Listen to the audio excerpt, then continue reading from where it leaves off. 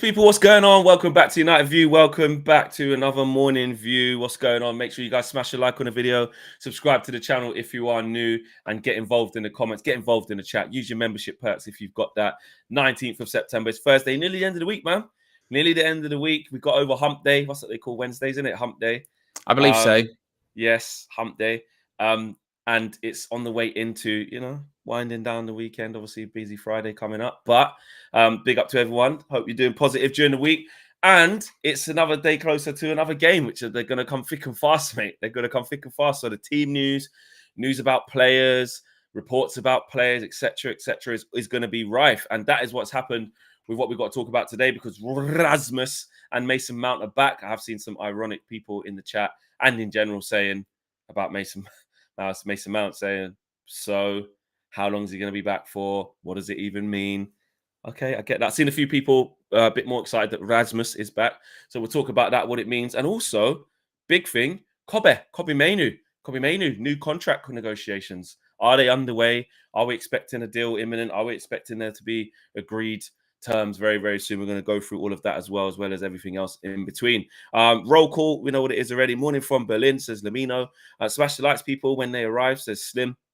Descendant of the first crackhead, says, yo. Good morning, UV family, says Lavezzi. Do you remember Lavezzi? PSG and always used to get him on FIFA. Yeah. Always on FIFA when you're playing Ultimate Team. Wicked player, man. Yeah, right wing, technique. Yeah, quick as well. Lavezzi, yeah, what a name. Aminor says good morning. That says hi, Liam Kerr. Morning all. Morning flowing from Nigeria. Says Nesso, big up to you. And top of the morning from Joburg, South Africa, says Mac as well. And GM Mr. Fleck and the one and only Owen as well, says F48. And the first super chat is through the door from Aminor. He says, Owen, KG was in jail yesterday on his own channel. What the F, man? I mean, is this through the charges of the Bindeer thing still? Is it that? I don't know. I don't know. Other charges. Sometimes I don't keep completely up to date with the happenings in the world of KG, the comedian. And the worst thing is if you don't keep up to date and you don't understand the context, you just oh my goodness. Yeah, but you do just go, I know he's done something wrong and it's his fault. Definitely. Yeah, you're definitely not on his side, even though we don't have the full context. It's easier to go, we're with the delegates. They're right. Yeah, I didn't see it, but he's guilty. So yeah. Oh, Xerxes charges. Xerxes. The stuff he did. Well, then he was guilty, and he tried to apologize at the weekend about that. Shit apology as well. But he was miles off. Yeah, Xerxes charges. And the funny thing is about that, I don't know if you saw the back end of our streamer, and you probably didn't actually. He's probably getting ready for full-time view. But I was suggesting to him, I said, bro, I think you might want to look at this one. I think that when because there's opinion, and then there's like 98% of people are saying this, and then you go on Twitter, and then everyone's like putting up comps saying Xerxes cooking, which doesn't mean you must change your opinion if you don't believe in no, of course not.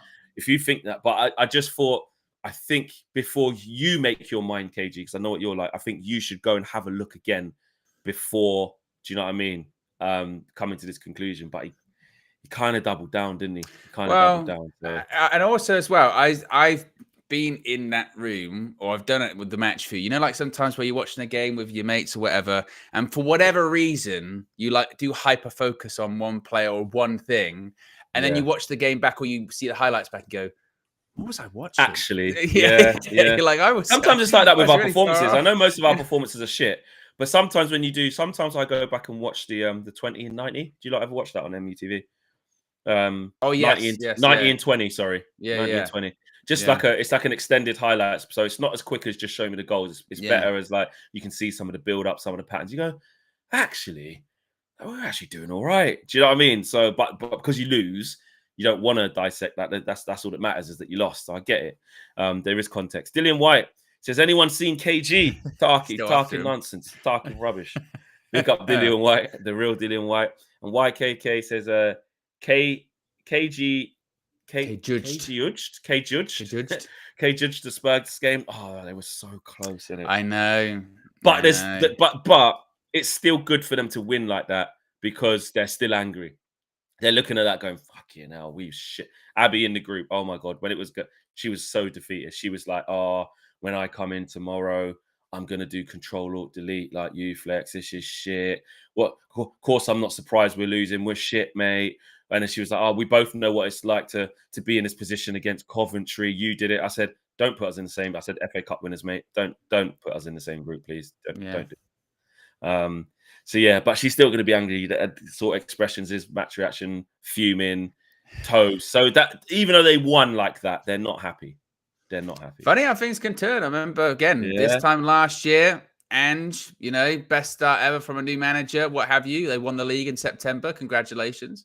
This time around, it's interesting Pressure. how things can turn very quickly, isn't it? Exactly. But it's good though, Flex, because they're getting the style of football, and you can see the style of football. Identity. So it's totally fine. So it's totally fine. If Ange had this team, remember after 10 games, this guy's only been here for 5 minutes. We can already see his style. What's Ten Hag doing? Let's get Ange. He's got identity and style. Done fuck all with it, mate. So let's Lovely guy as well. Lovely guy. And he's a great guy and says, mate, and says it as it is. No bullshit. Says it as it is as well. I like a manager that's clear and concise. Yeah, nice. Great. Lovely. Nice guy. Yeah, brilliant. Yeah. Anyway, back to us. You can see what we think of Tottenham and Ange. But Hojlund and Mason Mount are back. They're back.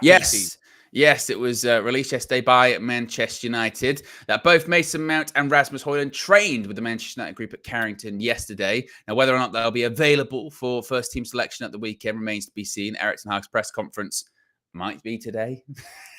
Maybe they kind of go. Sometimes they are, sometimes they're not. Sometimes they're Thursday, sometimes they're Friday. The regular pattern this season thus far, to be fair, has been sort of Thursday, sort of 4:30 around that period of time. So we might find out later on if indeed they are available. Interesting, actually, as well, when it comes to Hojlund, when we did the show a few weeks ago now, it was from the Manchester Evening News, and they were talking about the sort of projected return dates for all of these players. They did say Crystal Palace away was the one that was kind of projected for Hojlund. So I suppose it's not too surprised. The Mason Mount one, Monday, the Manchester Evening News did say, didn't they, that actually Mason Mount, who's back a bit earlier. I had heard some things, and if you had as well, Flex, saying that couple of weeks for Mason Mount. So maybe Mason Mount might not be totally ready for the weekend, but Hojlund's back. And do you know what? It's funny with Rasmus Hojlund as well, isn't it? Because he literally played one preseason game where he got injured, and because he's not been available for the whole start of the season. Yeah, not that he's been forgotten, but when you do talk about Manchester United from like a system and Joshua Zirkzee and these wide players, Garnacho, Rashford, Ahmad, etc., you kind of do forget there's another striker there. You know what I mean? There's the other striker there that's going to come in, and it'll be interesting to see. You would hope with United creating more chances, how he's going to fare this season, don't you think? Yeah, and I don't think he'll come straight back in. Because obviously he's been out for a while. Ten Hag doesn't do that. That's for sure. Away at Palace, need to be on it unless Zirkzee popped down with an injury. He doesn't need to come straight back in. It's not doesn't need. And this is what is. You talk about luxuries. It's what we should have as a big team in the Premier League. Like, we should have options at the number 9 position. But like you said, last year we absolutely didn't. Anytime Rasmus was back, it was like, right, how quickly can you get back? Anytime Luke Shaw got back, it was like, right, Rush, can you play left back sort of vibe? So we don't need to do that. So you go with Zirkzee again, definitely. Anyway, just for fitness purposes and rotation and stuff like that. Not rotation, consistency. And then I think what will happen in these next few weeks, games, I think there'll be like a let's see how they do against each other vibe. I think what will happen is Zirkzee will start coming off in games in like the 70th minute, like how Garnacho comes on. Rasmus will come on. We see what he does. If he starts notching, starts looking all right, might give him a start midweek against FC20 or something like that. Then see how he does. If he scores, he'll probably keep the shirt. If it's a bit of the other way around, bring on Zirkzee during FC20, see how he does, and just keep rotating them. And then there will be, I think, as time goes on, there will either be what we deem to be or what Eric deems to be an out-and-out starter. You go, right, he's been killing it, man. Every time he's starting, he's scoring. He's racked up 6 goals in his last whatever, and you start to build a picture. Or whatever the rotation is, we go, well, it's doing well for us, this super sub thing. Garnacho now. I keep alluding to it with Arsenal, with Trossard. Like, there comes a point where you go, well, that player is good at this thing. and giving us, a bit more. If it's Xerxes who starts becoming the impact sub, calming things down, knitting the play together, giving defenders something else to think about, or the other way around, Xerxes starts a lot of games and then, halfway through second half, you're bringing on Rasmus. He's going to run towards the goal, give defenders a different type of problem. And we got a hint of it last year, and it was a little hint of the Newcastle and Brighton games of off the bench, what it could look like. I know it was on the beach vibes for a few teams, but it was a little hint as to what could happen. So, options, good. Getting back in, let's have a look. I'm happy. Yeah, it's an interesting one, isn't it? Because they are different, aren't they? They are very different of profile of players, obviously. I mean, we spoke about Xerxes earlier on, and actually kind of the pushback to maybe some of the criticism of him against Southampton with missing the chances of, well, actually, though, his link-up play is pretty good. And hold up, not hold up play like Hojlund does it. Hojlund's hold-up play is very much like, I get it, my back's to goal, I'll hold the ball up and then try and sort of bring people into the game. Whereas Xerxes is a bit more forward-facing, you know what I mean? That kind of neat and tidy kind of link up around the edge of the box. He was good with that. He is very good with that. But Hojlund is maybe a bit more traditional of the striker, you know what I mean? Because the thing of him last season, wasn't it, of he's not being created enough chances. You've got to, when you're getting into those wide positions, you've got to be getting the ball in the box to him and creating things for him. So it's going to be interesting to see what Ten Hag does decide is his preferred, like what he would prefer from his starting striker, as it were. Does he want to have, again, the more sort of traditional route where, you create things for your striker, you put balls in the box for your striker. Yes, your striker's going to hold up play and bring people into the game, but it's still, he's your focal point. You kind of play off him. Or does he want to go with Joshua Xerxes again, who's a bit more modern? But I mean, with the sort of link-up play, perhaps, again, a bit more neat and tidy around the box. And like you say, towards the end of last season, you did see Hojlund come off the bench, score a few goals. Now, granted, like you said, maybe that's because of teams being, it's end of season vibes. And also our system had changed at that point. Ten Hag was preferring false nines instead of actual number nines. Maybe he wants to go back to what his original vision is. Maybe you play them together. Maybe you go as a two and go with something different. But it's good to have options. That's why I kind of pushed back on what Adam was saying Monday on the red carpet when he was talking about Lenny Yoro and going, is this a problem with so-and-so who's not going to play? It was Rodri. Yeah, I was quite surprised at that, actually. Rodri came out the other day, didn't he, saying, like, the players are near striking. And I know this whole gets into Crimea River, your multimillionaires, blah, blah, blah. But it's something Rafael Varane talked about last season, going just the sheer volume of games right now is the days of having that sort of tiny squad and competing on all fronts and winning things just isn't possible. And I know it's kind of, you roll your eyes a little bit because what Manchester United really competing for at the big trophies at the moment. But if you are going to, you need a big squad. That's just the way football is going. So I think we have to get out of that mindset of, if this player plays or starts, that means this player is going to be leaving, or this player is never going to thrive or succeed. He's going to be so unhappy. How are you going to keep it? Exactly. Basically, we don't want any subs. No, exactly. And we do it all the time. Whenever we sign anyone, we go, what is this person going to think about that? Or what does that mean the end for this person? But, it's that's where football is. Flex, it's Thursday today, yeah? There's Champions League football on. What the hell's going on? I mean, like, again, and during and interspersed in all of this, we've got Carabao Cup games going on. That third round spread over 2 weeks because they've got to try and fit it into the calendar. Like the calendar's ever expanding. And on top of that, if they do get their way, in a couple of years' time, they'll be playing some of these matches internationally. I mean, like in America or in Saudi or in China or something like that. So you're adding on to even more travel that you could possibly do in some domestic games or something like that. So, you're going to, if that doesn't stop or get curtailed, then the only sort of opposite to that is you're going to need more players. You're going to need more players and you're going to need a bigger squad. So we've been crying out, haven't we? We've been crying out for, but again, it's normal at most clubs to have more than one striker that you just have to not rely on for the whole season. The fact that we have done that for years is kind of mad, isn't it, really? That we've got one striker. Technically, we've got two, but they will never play because they're injured, whoever it may be. And that's it. And by the way, if that starting striker does get injured, we're screwed. That's all we can do. Exactly, with nothing else. Exactly. Descending the First Cracker says some new handles, if you need one. Helen's grammar teacher. Don't be mad at me. Pogba's witch doctor. We're winning the league.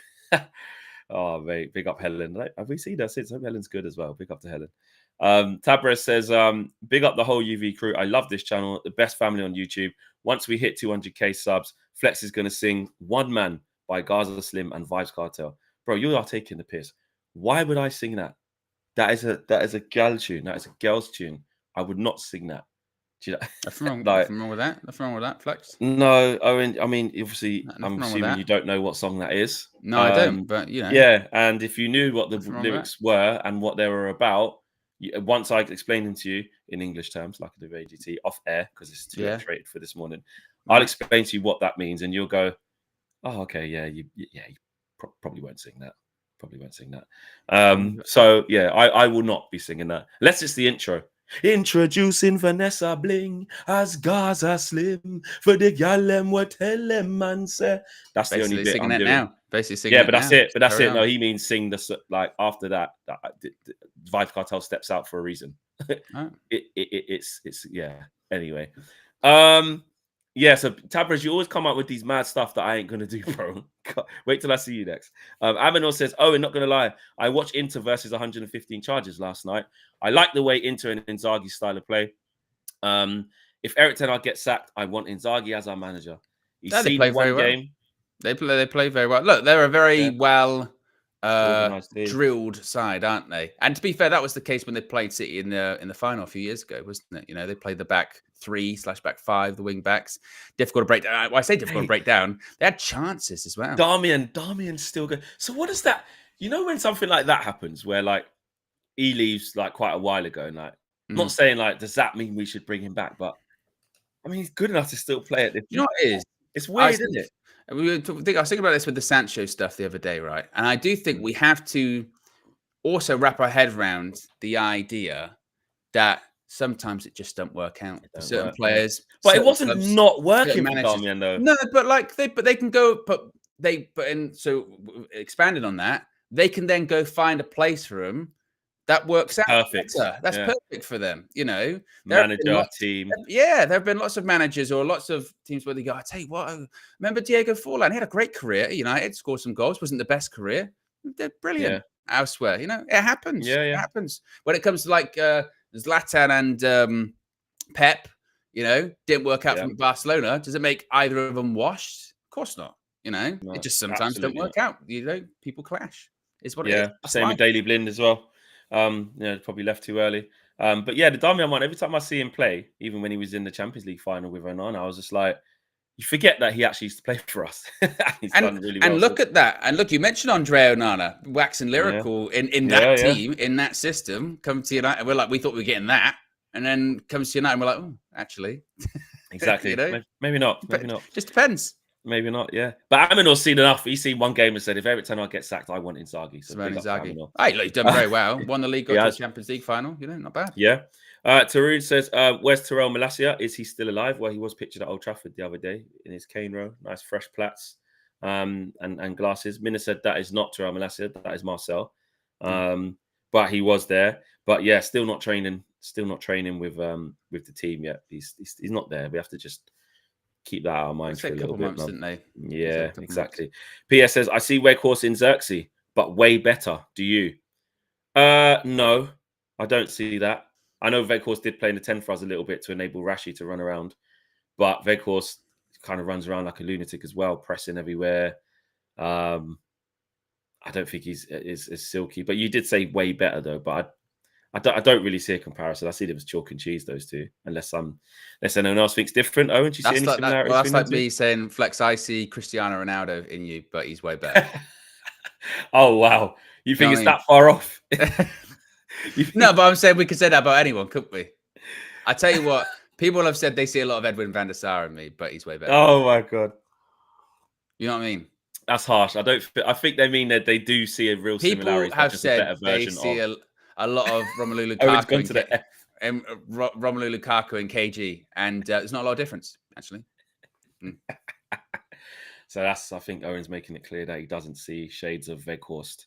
We can see it about anyone, can't we? Yeah, true. Dan says, can we keep running total average of each player rating through the season to see a fair rep of how each player has performed through the season. At one point that I believe, and if Josh is watching this, he can let us know. But I believe at one point there was a plan for that. The only problem is someone has to keep count. Yeah, you got to set up a little Excel spreadsheet in it. Yeah. Excel and just add it in. Exactly. Put the player, then all the fucking games, which could be like 50 boxes or something. Yeah, and every rating for every player. Yeah, but then you could get the average in there. And then sometimes there's player rating videos, because I've done it before in the past, where you forget a player. Yeah. What's the rate for that one? Or you don't give them a rating. You go, Johnny Evans is only on 4 minutes. NA. I don't know. Yeah. He's on for so little, you can't even give him a rating. But with that, we'd have to give him ratings. Would be a good idea though, because then we could make our own metric of. Yeah, what would be nice is if, I know there is a way of doing it because I've seen it before. Is if you guys, the viewers, during the match views, could, if there's a way, if there's some IT whiz kids in here, techno whiz kids, because it ain't me. Is there like a program you can have? Is there an interface you can have that basically, you could do that where you guys vote and then it just logs itself in an app or in a thing, and then we can look at it at the end of the season and keep track of it, because that actually is a good idea. That would be a good idea. Yeah. We'll have a think. Fleck the hacker man. Yeah, exactly. The hacker man. He uses technology. He uses a computer and he goes, hacker. Hacked into that one, mate. Come to me if you want me to password. Yeah. Mason Mount, before we move on from this little double injury return.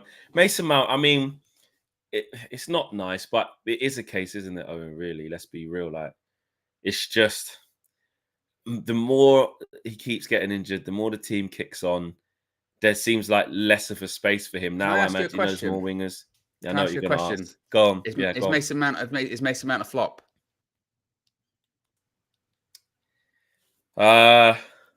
Yeah, because I said this would be the year, I believe. I remember last and you said if he gets one more big injury, you did say that. Okay, I will answer the question, but I just have to counter with one question for clarity first before I answer. Is this injury classed as a big injury? Well, how long has he been out for? Like 3 weeks? Yeah. 4 weeks? Yeah. Is that add up? Is it does he have to have a season like last year with the accumulation of he was out the whole year like last year? Or because after this, I know this is wishful thinking. He could be saying he won't get injured for the rest of the season. He might not. We don't know. I'm asking you right now. You judge his time at Man United now. Right now, it's very, very close to me calling it a day. Very, very. I'll tell you. How close did you need to get? I'll be very transparent. Very transparent. One more of these 3 weekers. One more of this, it's over. There's no way back. But actually, even away from that, even away from the injury, I'm going to say yes. I'm going to say yes. Because actually, yes, and the reason why I'm going to say that, which really hurts me, because I want to believe, the actual reason is away from the injuries is I don't see where he's actually going to fit. It's the same thing we've always said, even if he was fit. Like, we saw a couple of things of what he can do well and what he can offer if he plays in the 10 ahead of Bruno, and Bruno maybe plays further forward. But we all know that is not the plan. That was because there was no Xerxes, there was no Rasmus. That's not the plan. So the plan is to have, like you said, 2 9s. The odd game, we might, pack it out and go 4-4-2 or something like that, and Mason Mount can play the odd game. But by and large, Man United's bread and butter is to have strikers and a 10. And that is always going to be Bruno Fernandes in a 10, not Mason Mount. Yeah. So it just isn't going to work. And I think eventually, he'll move. If you're judging him now, yes, it's a flop. It's not worked out so far. I think in terms of value for money as well, you look sometimes a sign of a good transfer, isn't it? Is that after a year or two, you look at the transfer fee, and even if it's astronomically high, because of their impact on the team, you go, worth it. You know what I mean? Even someone like a Declan Rice, £100 million, but you look at what he's added to the team, you go, it's worth it. You know what I mean? It's worth it. Mason Mount, as time goes on, the 55 to 60 million pounds looks even less worth it as time goes on. Crazy. You know what I mean? Considering it was a year left on his contract and what have you. It's not worked out. Now, if Omar Barada is legitimately sticking to the 2-season rule, then Mason Mount is running out of time. That's what I mean. Yeah. He has to, and like to your point, legitimately, he has to basically go now for the rest of the season and not really get injured again, which I just can't see him doing. And find a run and play and do something. And that's what we were saying. Which is probably the bigger problem. When he first signed, the big question was about where does he fit? What's he going to do? Blah, blah, blah. And we still have those questions now. Now, granted, it's not to say that at the beginning of this season, we weren't praising him, because we were praising him at the beginning of the season, going energy, pressing, you know. And I thought it was a bit harsh when people push him back on that, saying, well, you're just praising a player for running and what have you. Well, if that's so easy, why doesn't everyone do it? Everyone doesn't do that. The problem is with Mason Mount is that he did it for a few weeks. I don't think he played 90 minutes. I think he came off a couple of times, didn't he? 45 or 60 minutes. Yeah. Came off against Brighton with the injury. And I worry, you know, almost a bit like a Luke Shaw sort of situation, going, can his body just kind of handle it at this point? Well, playing that Dr. style. Andre, didn't we? Well, exactly. And Dr. Andre was basically saying, just sometimes it's the end, you know. Sometimes it's, you know, you'll carry on playing, but you start breaking down. And he's had a few years towards the end of his time at Chelsea last season. He had some injury troubles, nothing to the extent he's had at United, by the way. But still, so it's a massive problem. If you had to judge it now, you would say, yeah. Now, like I was just saying a few minutes ago, you do need a squad. You need players. You need to have different options. But like I said, for right now, he is a flop. And I can see people in the chat saying, you know, doing the whataboutism. Well, what about Anthony? He's a flop. What about this player? What about that player? I don't understand whataboutism when it comes to this kind of thing as well, because if your immediate reaction, actually, really, when you go, Mason Mount has been a flop thus far at Man United, if your immediate reaction is to try and deflect and go to another player, that itself is a problem, because the first pushback should be he's not a flop because of X, Y, Z, rather than he's not a flop because this other player. Talk about someone else. Talk about another player who's also a flop. There's quite a few at Man United that are a flop, by the way. It's not just one player. But as of right now, you have to call it how you see it. It's not worked out at the moment for Mason Mount. So far, it's been a flop. You can't say it hasn't been. Even if someone's just been injured the whole time, you have to call it a flop because it hasn't worked. It's not been like you know, he broke his leg. He's been out the entire time. Is what it is. It's like, well, no, it's like, well, he did his calf, he did his hamstring. This time around, did they even say what it was? I think they said muscular, didn't they? You know, something like that.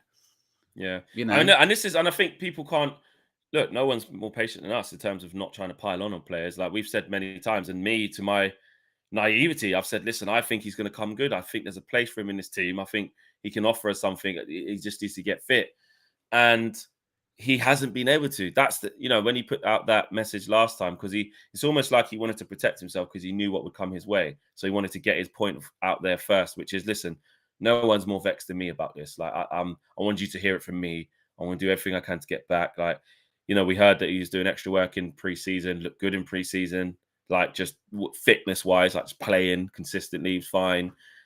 And then plays like 2 games and then injured straight away. And it's like, how does that keep happening? So we do want him to do well. It's not his fault that he's injured all the time. It's not nice. We spoke about it with Dr. Andre about what it's like for players, and he says, you know, your body can compensate in other areas for different injuries. Maybe that's happening to him. And then it just, the way muscles and tendons and ligaments start repairing, you know, sometimes they're weakened and they're more susceptible to different other injuries. So, yeah, I just fear that we're only a few weeks away, and I really hope I'm wrong. I fear that we're a few weeks away or a couple of months away from him again. Just, he's out with this or he's out with that. You know what I mean? And it's not to say he can't turn it round. This is also the other part. When you say it's a flop, it's not necessarily definitive. He's still at Manchester United. His story is not yet complete at Manchester United. So like you said, if he did go through the rest of the season not being injured, then you would have to reevaluate it. But as of right now, the evidence is pretty damning, isn't it? You know, so... And like you said, when he gets back, where is he going to play? Like where? Like on the wings, like he was coming on the wings a bit last year, innit? This year, that ain't going to happen. I don't want him on the wings. I know it's this whole thing of like he can do it, but he looks uncomfortable. He's not a winger, exactly. As he gets older as well, definitely not a winger. No, 10/8 you know, or maybe even a bit deeper in midfield sometimes, depending on who's in there. But now you got Ugarte, Casemiro still knocking about, Eriksen's knocking about still. I just don't see where the games are going to come from. I really, really don't. So yeah, we shall see. We shall see. But I think it's only heading one way. Where are we at? We're at nearly 1,200 people watching live. Big up to everyone. We're at 327 likes. You lot could do better. You lot could do better. Let's get to 400 and move on from there, peeps. Let's do it. Thursday morning. There you go. Over 1,200. So there's no excuse now. Let's get 400 through the door with the likes. Over halfway through the show. Back to Super Chat. Show says Mount Horse a flop since the day he was signed. Wow. Very, very harsh there. And Nem Green says, when's the next UV party? 2-0 next game and 2-1 Sunday. UV party, well, 200k we've been saying, isn't it? So we'll have to do something then, 200k. And 2-0 next game. So that's what, Palace. And then what, Sunday? Is that Spurs? I think so. The following. Okay, 2-1 Sunday. Okay, I like it. I like it. Yeah. Right, Kobby Mainu, new contract. Kobby, yes, is signing a new contract. It's been rumbling on for a little while now, hasn't it? Richard Romano said on his YouTube channel that Manchester United are preparing to advance in negotiations over a new contract for Kobby Mainu. There were also reports, I think, a couple of days prior, talking about United looking to get a new contract to Ahmed, because if he's got like a year left or something like that, they can trigger an option on his deal as well. So if they can't come to terms quickly, they'll trigger the option. But Kobbie looks like he's going to get his new deal that had been talked about over the summer, hadn't it? And they said, well, they might wait until the transfer window closes and what have you. I think we said before, didn't we, about what do United do in this scenario, you know, in terms of like, how much do you give them? How you've got to be careful of not too much too soon, the meteoric rise, etc., etc. What would you say? You know, think of his parents in this regard, Flex. Well, I think they should keep him humble. Keep him humble. Don't sign anything too big me. if the pay rise is too high. You know, hold him back a little bit. Can't deal with the pressure. You know, it's like young kids getting too much too early. Don't want to end up like a Brandon Williams, you know, struggling now, or so keep humble. Don't give him the contract, mate. That's what his parents will say. No, it's going to happen, isn't it? The parents. What was the thing you said before? Where he's like, the parents might have a word with people. Going, maybe don't. Yeah. Because I was thinking of, do you know what? I was thinking of two completely different cultures. Because I was thinking of, I know that I was reading on this up on Conor Bradley because I had to do some stuff on Sky, and one of the things, because I think is he Northern Irish? I think he is. There was a story that his parents basically said that to Liverpool. Do you know what I mean? And I thought that's interesting. You know, you don't give him money. Yeah, like don't give him the next. Yeah, don't give him the next big contract. And I'd be, I know, of course. What do you mean? What, keep me on 450 quid a week? Business. Yeah, apparently it's just comes from those type of beginnings, and that's just what happened for him. So I remember thinking, oh yeah, that's interesting. But yeah, in the case of Kobbie, you know, especially with what's happened now in the last, it's not even been a year yet. It was October he come back in. It's just under about 11 months now, isn't it? Yeah, it's coming up to about a year's anniversary soon of the Kobbie mania, and thrust into the light. And yeah, look at what he achieved. To have him still on whatever youth contract he's still on, or whatever it is, a couple of grand a week. I don't know what it actually is right now. Because he signed a new contract a couple of years ago, didn't he? Something like that. So maybe he's on probably might. But it won't be loads. He might be on Let's check 15. Capology. Let's check Capology. Yeah. I reckon it's not going to be more than 20. No more than 25. What you got? Let's have a look. We'll have a look. £20,000 a week, according to £20,000 a week. There you go. So yeah, he'll get a new one now. That, I mean, let's be honest. But they can't go that high, can they? No, you know what I mean? I don't want them to. You can't be going into. I want a light 80. I want a light 80, 85. I want for him. we want for him. We want to give him that. But what do you reckon? Do you think it'll break the 100? I mean, Alejandro Garnacho earns £50,000 allegedly, according to this website. Yeah. And his new one, keep them in that range, man. Yeah, I always don't like looking at the Manchester United wage bill because it makes me feel sad. Well, yeah. It's just how high it is. Because some of it's just out of control. So what people that were comparable, Ahmad's on 28. Is it? Is that it? Yeah. Ganacho's Oh, he's on only got a 50, year left as well. We got to give him a new deal. 50. But like, people like Dallo, Hojlund, they're on 85. Dallow's only on 85. Yeah. He should be on more than that. Joshua Xerxes on 105. See, this is where you start getting fuming, like because he signed his old deal at that, and the new players are coming in. Dallo in his next deal is going to go Xerxes, him. He's going to go Mason Mount. He's going to go there. Look at my appearances. His agent's got an easy sell when he renews. I don't know how long Dallo's got left. Does it say 2 years? When did he? 2028. His expires. He's got 4 years. They might have to give him a new one. He signed that new one in 2023. Oh yeah, was it when Luke Shaw signed a new one? When was that? I always forget when the renewals. Was it when Luke Shaw and Fred? What happened again? I remember there was a trio of the Luke Shaw signed in 2023. Yeah, so I think they signed at the same time, and it was only to 85. What was he on before? Flipping heck, it must have been about 30 grand. Yeah. Wow, Dallow's one. If you're going who would 100K a week plus players in your team, Dallow would be in it. Definitely. Well, dude, sometimes I suppose fullbacks aren't the sort of biggest earners unless they're like big names. Yeah, true. But listen, to be fair, let's be real. So where does Kobby fit into that? That's the difficult thing, is because Man United. What's the other centre mids on? What's Ericsson must be on like 120s. Ericsson's on 150. 150, and he's on his way out. Don't ask Casemiro. No point on Casemiro. We know 350. That. Yeah. Has Ugarte on there? Yeah. No. Oh no, he is 120. Yeah. 120, and because Kobbie's going to see it as his agent's going to say he is young, but he's a starter. He's a main starter every game. Well, what about Lenny Orre's on 115? 115, and he's not even going to be a main starter. Young, but it was bidding more. Yeah, not bidding more, but got generational talent. And what's his name? Mason Mount's on like 2 something, in it. Mason Mount's 250. He's the 4th highest earner. Crazy, mental. Do you want to know who the 5th is? 5th highest earner? That's going to be. Does James Sancho still count? Sancho's lower down. He's still on there a bit, but didn't count. Bruno. 5th highest earner is Anthony on £200,000 a week. Oh yeah, Anthony. Fucking hell, Jesus. When we get rid of like Mount, Anthony, well, even go like Casemiro, Anthony, you save there £550,000 a week. Ericsson, Maguire, 190.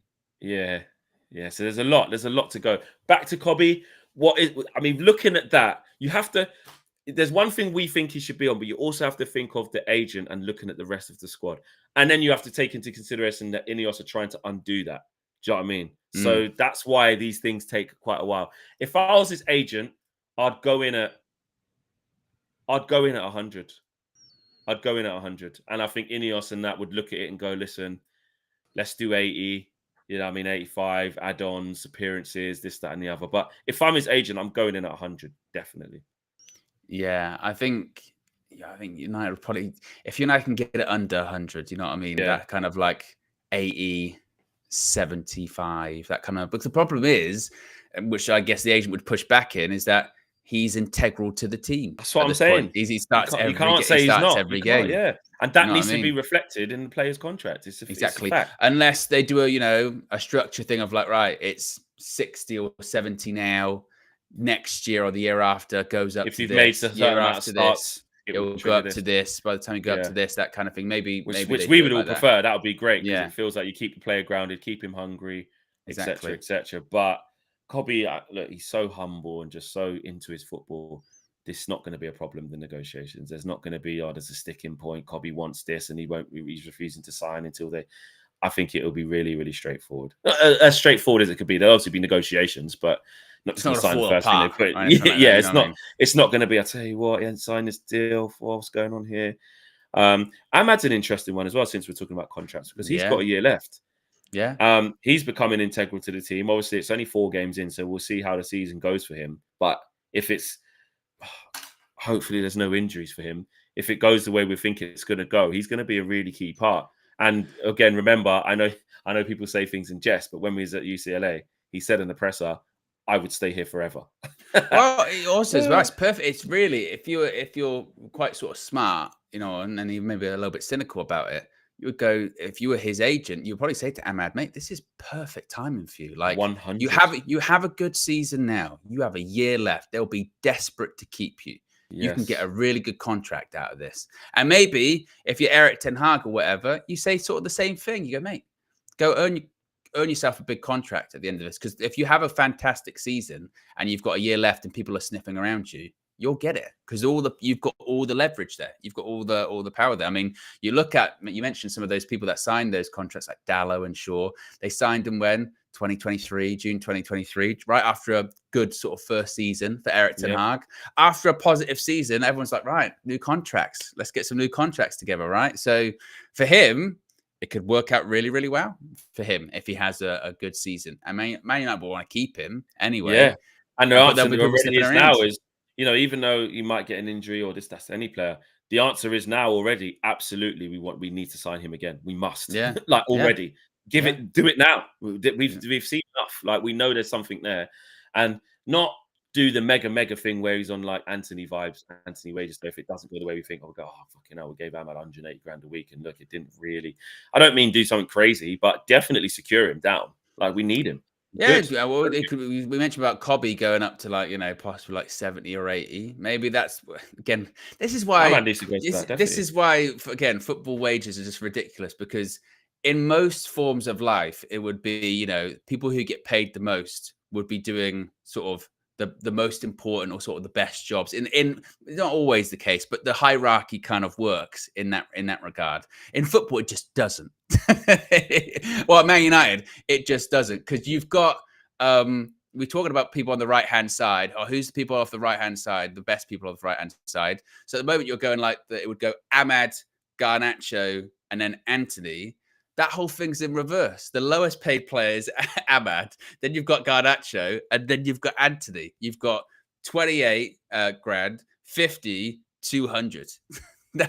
It's mad. It is mad how that all operates. So, like you said, not that I don't think Ahmad would go in and be like, "Hey, Anthony's on 200. I want 200." That kind of situation. But. Yeah, that's why we talk about dead wood and future transfer windows. Can't do it all in one. And also, that's why when people get angry and they do the whole, you know, I can't believe we couldn't sell Anthony this summer. I can't believe we couldn't sell Casemiro this summer. Just look at the wages. No wonder. And also, they're in a situation where they can't even like, you know, well, we're just going to try and freeze them out because they're going to, you're going to freeze out half £500,000 a week. You know, that's good. You've got to try and make something out of it. 100%, exactly. You've got to try and make something out of it.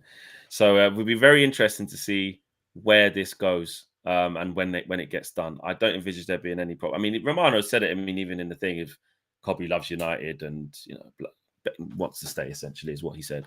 And as the season kicks on, the Ahmad situation will rear its head again, especially if he keeps starting games and doing as well as he's done in the first 4 games, and you can see what he's offering. He's slowly becoming. It's still a little bit up in the air because it can change very, very quickly with the Ahmad Garnacho thing. It's I'm not going to say neck and neck. I'll say Ahmad's slightly edged as the start of right winger, but that can really, really change depending on what game we're playing. It's not cemented yet. You know, as fans, we've got an idea what we kind of want, but I wouldn't say Ahmad's the guaranteed starter on the right wing yet. It's not there yet. But if he keeps going to it, you can going like this. We can see where it's gonna lead for him. But if we got to the end of the season and we were like, Ahmad played those games at the start of the season, then he just never played again after that. Then we would be having massive question, be like, well, what happened? What happened? 100%. 100%. And obviously it's down to consistency of the player as well. But it'd be different if you go, yeah, he was getting the starts and then he just started not. It just stopped. Yeah, wasn't taking people on. But I mean, not speaking any negativity into the air for that boy because he does it. You know what it is? I think what fans really like about Ahmad is the patience of the kid, the humbleness of the kid, the attitude, the application. And again, I know we always joke about how humble he is because he came in at 18 years old from Atalanta. I think he stayed there for a bit, didn't he? Or did we pay to get him early? Right, and he played early. Then he played. No, he played like under 23s for ages, didn't he? Yeah.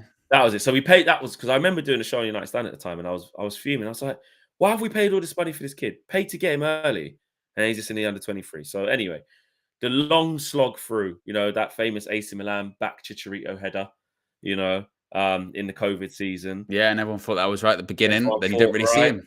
they didn't really see him again. Then the loans to Rangers and Sunderland done him really well. Then a few injuries where he's out for a while. You're going, but that last one where he got, I think, Player of the Year and played like nearly 40 games and went into the playoffs. Sunderland, He got to the quarterfinals, didn't he? Sorry, he got to the Sunderland, he was semi-finals. brilliant. He Yeah. was good. Did he go out against Luton? I think they might have done. It was, Year it before might have last. been, yeah, and he was like, Yeah. I think it was Championship Young Player of the Season. Yeah, And also as well, his loan to Rangers did not work out as well. Really, he went there. I think he was part of that squad that went to the Europa League final, but barely played or anything like that. Yeah. It wasn't like the Sunderland one. No, nowhere near. And then it was weird. The Sunderland one was funny, wasn't it? Because you as a United fan, these players got on loan. You kind of hear a little bit about them or what have you, and you go, okay, cool. But then it was like, it kept being like, I tell you what, he scored a great goal this week. Or I tell you what, he's done brilliant this week. And then it might have been, it might have been Hull they were playing or something like that. And he scored a free kick. That was, that was unbelievable. And then suddenly he started going, oh, he is right. He's really doing well, actually, isn't he?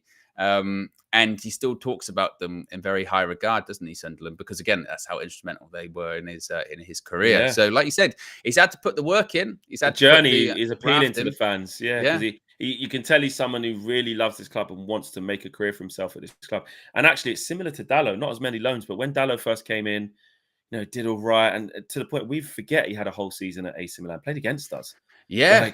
And he was on his way out. I remember some of the first shows like, did here for United View, and it was like, oh yeah, he might go. I think it was Dortmund. He might go to Dortmund, and we're going to get Kieran Trippier or something at the time. That was like that was the chatter, and then ultimately it was like, oh no, we'll keep Dalot. He's younger. Look what he's done to make his career work. So I really rate players, and this is why. Look, again, I know people laugh and ridicule Anthony and stuff like that, and my opinion is I don't think it's going to work. But if he believes. And he shows something, it could be one of the greatest redemptions ever. It is unlikely with the skill set we've seen, but I mean, it would be, innit? It would be like, oh, my days. I would be flabbergasted. 100%. It'd be the biggest redemption I've ever seen. Honestly, it would. One of anyway. But yeah, if you fight hard enough, sometimes you can turn it around if you're good enough. If you're good enough, that's the caveat. And sometimes, don't matter how hard you fight, you might not be good enough. Nem Green, I've read that one. International says, above all, fans love Ahmad's a genuine baller. Exactly, like his abilities. Actually, he's a great guy off the pitch. Great kid, so humble, got time for everyone. Really into his faith, lives a simple life. Brilliant. But actually, the top of it is exactly what you just said there, International. He's sick. Like he's actually really good. He's really good. Something that just came through while we was live. I just, again, not sure how much of you guys are into this sort of stuff, which is really interesting. We've got a massive following for our under 18s and under 23 squad.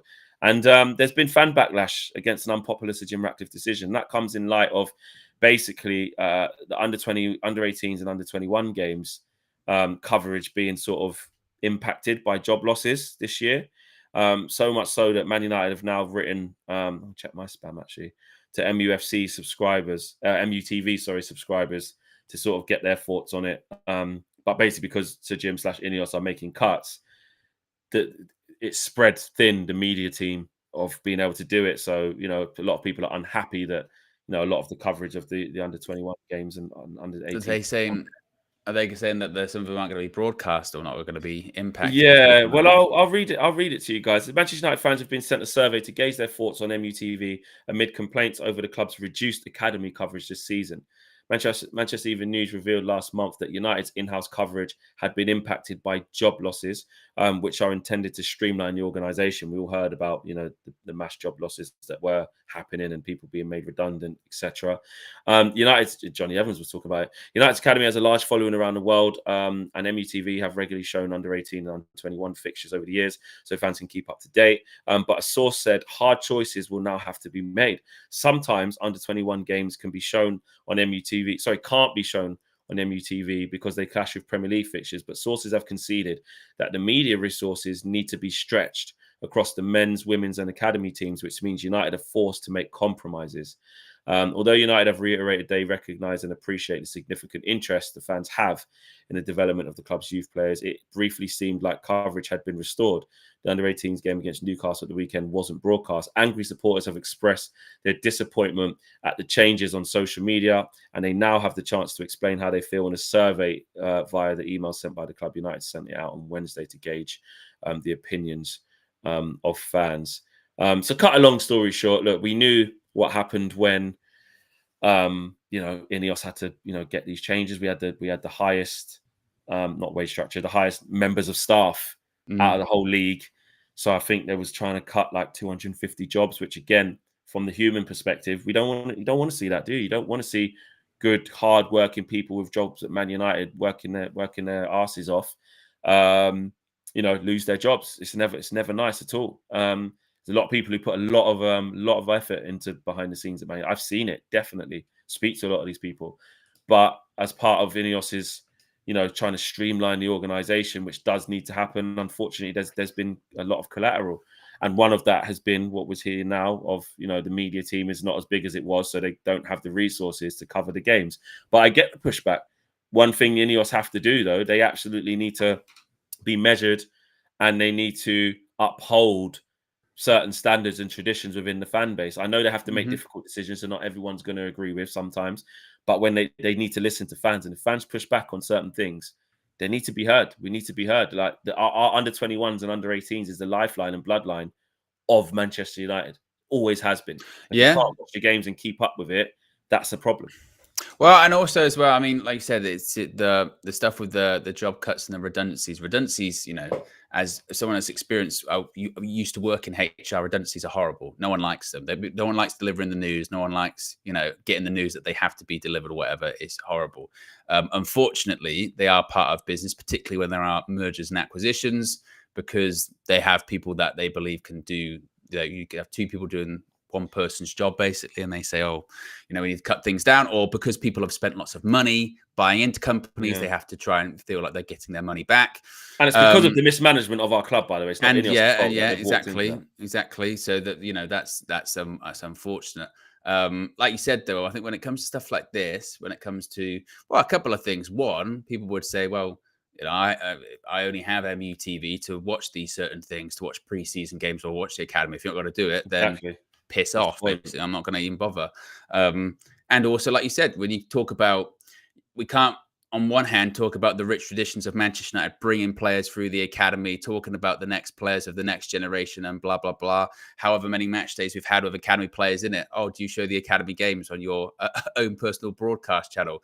No, only some of them now. You go, well, that's a bit shitty, isn't it? So like you said, they need to make sure they adhere to the history and traditions of Manchester United, whilst also making those difficult decisions. That's what happens when you're a boss. That's what happens when you're an owner. You have to make those tough decisions, but also you do have to respect the sort of fabric and faith of the organization and the business in the first place, don't you? So, yeah, it's not an easy situation, but it would feel in this regard that there has to be some kind of a compromise and broadcast the academy games, because again, that's the lifeblood of the club. Yeah, I agree. We have to find a solution for that, because, like I said, that will piss a lot of people off, and they got to get a solution. You can't just be saying there's no more academy games, and no, like that's our bread and butter, man. They got to find a way. What's the comment say? Anyone particularly, a Man United employees do not earn much. It's just a regular job, says Ridwan. Trying to see what you guys think about this. Not much comments on it, actually, to be fair. Not much. Okay. Well, either way, you can voice your opinions when it comes to the survey if you are get involved of it. Exactly. All right, guys, big show. Thanks for watching. We got to over 400 likes, 475 actually. So 500 no reason why on the we way can't out. get to 500 on the way out. I couldn't have said it better myself, Owen. 500 on the way out. Thursday today, and then we've got, so there probably will be a press conference at some point, but we'll have a preview soon as well. What day is it today? Thursday, so tomorrow. Preview probably go out tomorrow. Fucking Fucking hell. I realize that actually. I don't know. Maybe tomorrow. Maybe There'll be a tomorrow. preview soon. There'll be a Yeah. preview soon. Yeah, yeah. Anyway, guys, smash the like on the video. We'll see you soon. Got members chat. There's one more. Oh, there you go. Uncle come through late. He said that at the end of the day, they're not closing down the academy. They're just reducing broadcast. I don't think that's much of a problem. Okay, there you go. Big opinion. And Caudry says, peace out, guys. And on that note, I'm going to echo that. Peace out. See you soon. Laters.